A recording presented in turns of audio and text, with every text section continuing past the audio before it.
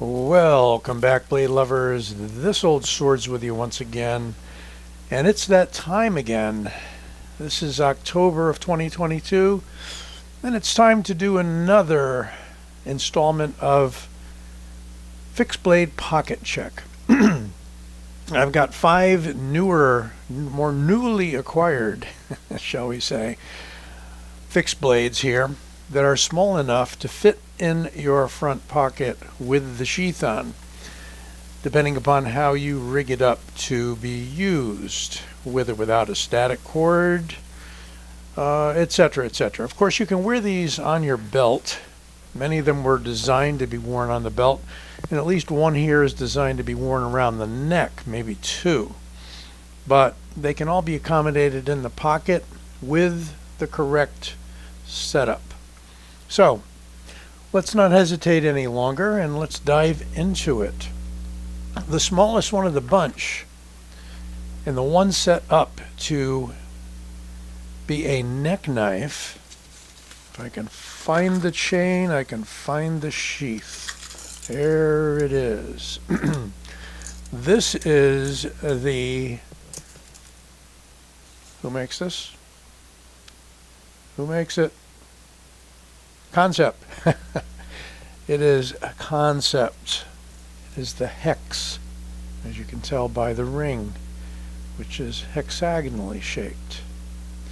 And it is designed by Ostap Hell, a Polish knife designer of great repute when it comes to WE knives and now Concept knives. I think he's done probably designs for at least 3 or 4 of the major companies. This one is easily dropped into the pocket, and the sheath can be thumbed off. Now, where the sheaths here can be thumbed off, I'll let you know, and where they need to have a static cord of some sort. Now, what is a static cord? It's simply a chain or a piece of paracord that you tie around your belt or your belt loop, and you push the knife in the pocket. When you pull the knife out of the pocket, the sheath pops right off. Sheath will dangle from your belt, and you have the knife to be able to use. Of course, this one's easily withdrawn by using the ring, and I see that as the main purpose for the ring on many of these smaller knives. They sort of borrowed the concept from a karambit, yes, and we can hold this knife pretty well as a karambit with a forward cutting motion. And by the way, the reason we're carrying most of these in our pocket is either for EDC or last-ditch defensive purposes. You can carry this knife with the pinky in there, but I just find that when you grab a knife quickly, it's an extra movement to get your pinky in there. You may or may not be able to do that in time. We've got some excellent file-like jimping on this knife. And by the way, if you need more detail on any of these, I have individual reviews on each of these on the channel. There are about 750 videos out there now. Crazy. Can't believe it myself. And I've only been doing this seriously now for about 2.5 years. So this is a pretty thick knife for its size. It can be used for EDC cutting chores. Got an excellent point for that. And it is very small. It will drop into your pocket without any problems, because really the whole thing is about 6.5 inches long. And I'm wearing some jeans right now. I'm not going to put any on the screen for you. The depth of my pocket is about 8.5 or 9 inches. So any of these knives that are that or less are going to disappear into the pocket. Next up, a very useful knife. A budget knife coming in around 50, 60 bucks at the most, I think, is the Sencut Waxahachie. That is a town in Texas, I am told. I've never been there. Very handy. excellent long run of jimping. It is a clip style. You could say Bowie clip. It's got a little bit of a curve there to it. It is made of 9CR18 MOV. Very nice steel. Very nice budget steel. It's got some very large skeletonizing holes in the handle, making the whole thing a little bit lighter. And it is so comfortable in the hand. Let's get the sheath out for it. Got a bunch of sheaths over here. Okay, that's the one. Excellent sheath. Comes with a big old bulky Tech-Lock clip.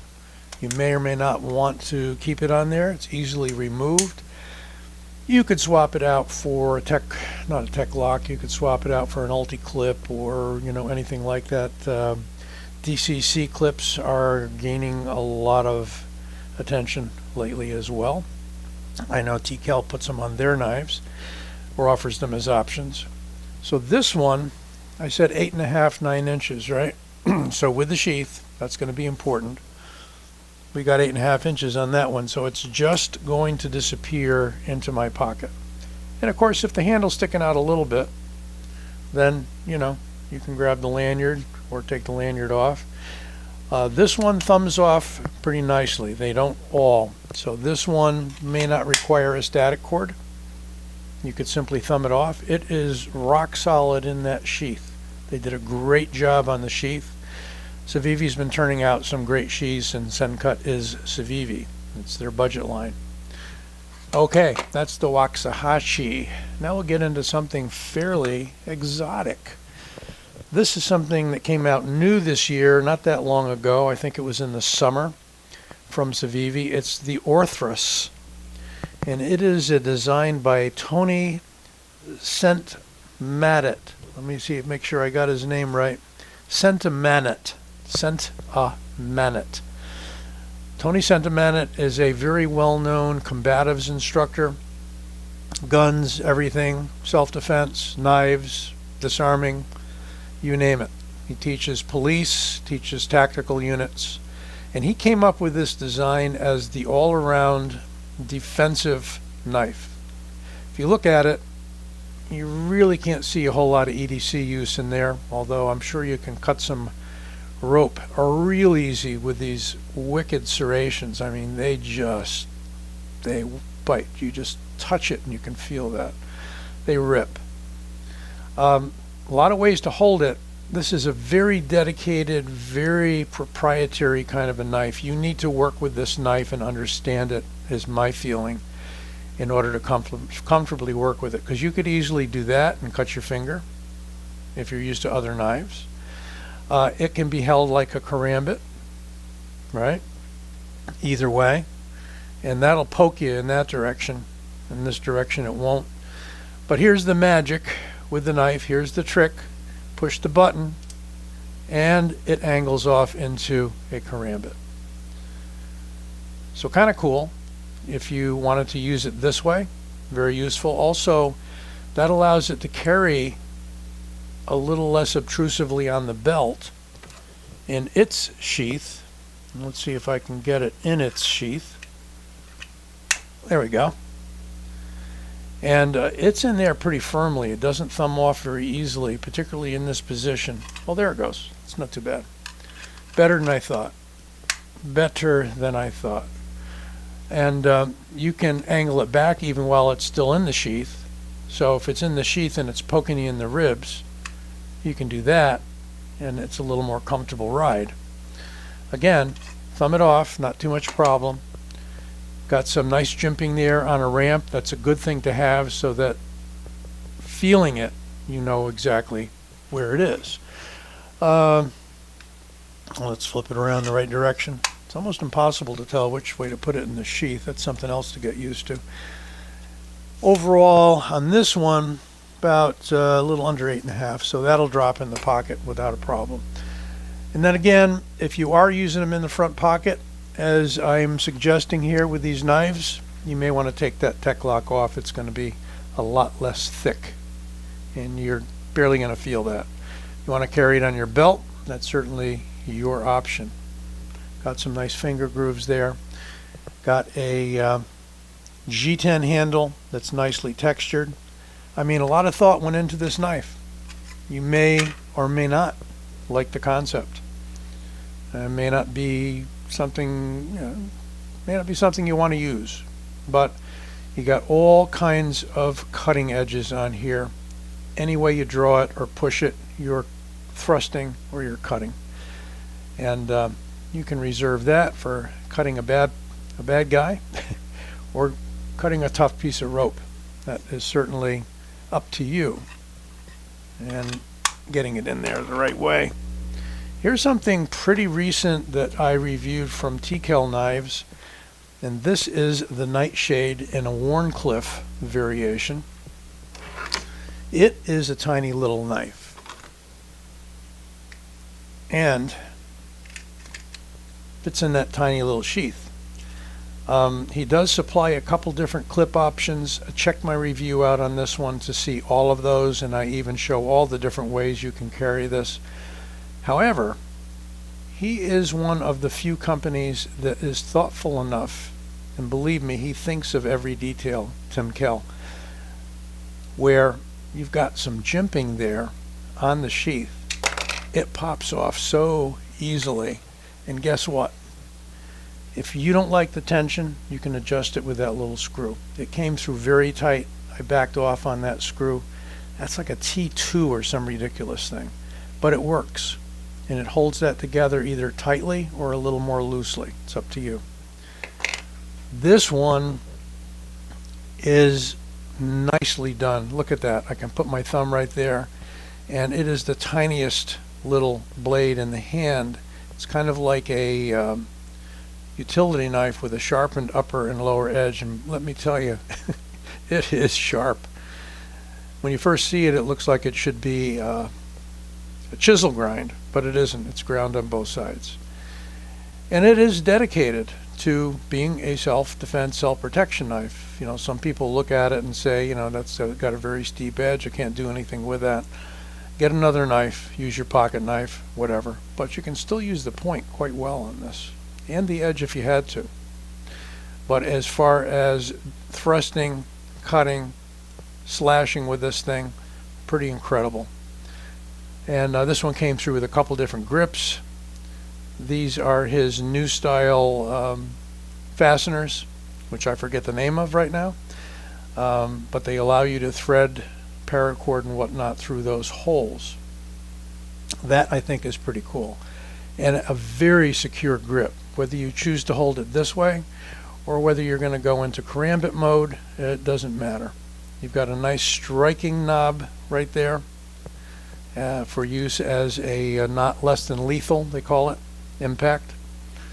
It is just a dynamite little knife if you need to carry very small, and it does carry very small. Our overall length on this one in the sheath is only 6 3/4 inches. It will disappear in your pocket. You reach in, you feel where those ramps are, pop it off, and you're in business. Last and certainly not least is the Pinkerton Custom Smilodon, named after the saber-toothed tiger of old. Wouldn't want to meet up with those guys in the jungle or the street. This is designed as a Pikal point-down knife. It's got a minimalist handle, just enough for your hand to hold on to securely. It is for jabbing and ripping, tearing. Very much in keeping with the Libre fighting system, Ed Calderon's manifesto, etc. Being double edge, it can also cut outward. So however you hold this knife, you can cut upward, thrust with it, cut. And you've got enough of a belly there for this to be a good EDC knife. Not great, but good enough. Obviously, again, don't want to place your thumb on the back. There is no place for your thumb on these knives, except when you're holding it that way. Again, another knife like the Orthrus you need to get used to. And it is also extremely short in the sheath. Dirk's sheaths for these knives are a little different in that they wrap up around the handle, and therefore when you pull it out, you have no drag of the handle against your clothing. I believe that was the thought there. You can thumb it off, sort of. The problem being when you grab it close enough to thumb it off, you're also grabbing this. I think this would be a good candidate to use something like the clip in the pocket, only deeper carry, if you can set it up that way, or a static line in that grommet on the end. But if I really nudge it off, I can get it to come off, but it's not going to happen very easily. You'd have to almost take it off that way. So we're not going to say that's a knife you can thumb off in your pocket, but lengthwise it is short at under 8 inches, 7 3/4 inches with the sheath. So there we have them. Just wanted to do kind of a catch-up video on the latest pocket carry knives, pocket carry fixed blade knives. And there's all 5 once again. We got the Hex by Ostap Hell and Concept. We've got the Custom Smilodon by Pinkerton Knives. Got the Waxahachie by Sencut. Got the TKL Custom Nightshade. And we've got the Orthrus by Civivi, designed by Tony Sentmanet. Be well. Thanks for watching. Don't forget to give it a like and subscribe.